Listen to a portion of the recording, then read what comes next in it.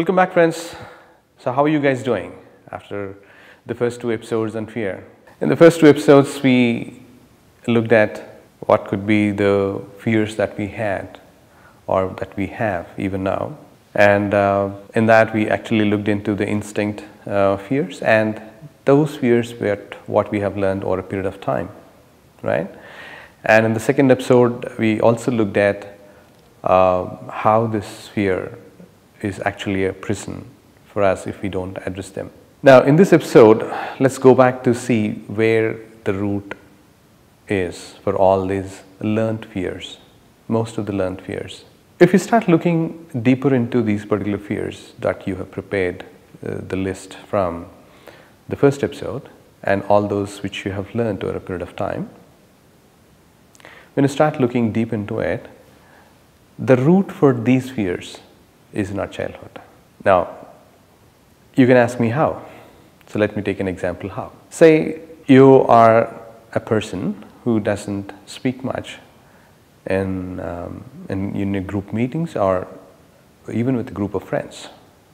Why don't you do? Why don't you speak? The answer is like, I don't know. Right from my childhood, I don't speak. But if you start looking back deep into the events that happened in your life, you may end up into a situation where maybe you have been an outspoken kid and maybe your elders might have told you not to speak, and maybe they have told you that you have a sharp tongue, or maybe they have told you that you don't know how to speak. It can be any statement. I'm just taking an example. So if you're told a couple of times or more than a couple of times, it's registered. So you have a fear that if you speak, the other person may get hurt, or maybe you don't know how to speak. If you don't know how to speak, then it again leads back to that you're not good enough, right? So that's there at the back of the mind. So even now in a small group, even with closest friends, about 4 to 5 people, you may not want to open up and speak, because if you speak, then the other person may get hurt, or maybe you don't know how to speak. Right? Would you want to look into these things? So there is a reason, and that goes back to the childhood for not speaking. Now, let's take an example of fear of failure, which we all have. Now, you don't want to attempt something now, you don't want to do something now which is new, because if you start attempting it, you may fail. Now, where is this fear coming from? Why is that? You're fearing the failure. Who has told you that you're going to fail? This again goes back to your childhood. Maybe your parents have told you, or maybe your teachers have told you, or your friends have told you during your childhood that you are a failure.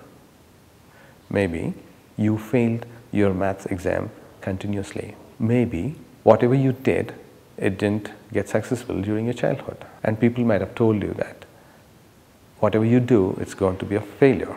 So if a failure is touching your doors, knocking your doors continuously for 3 to 4 times, so you may get a belief system which says that whatever I do, it's going to be a failure.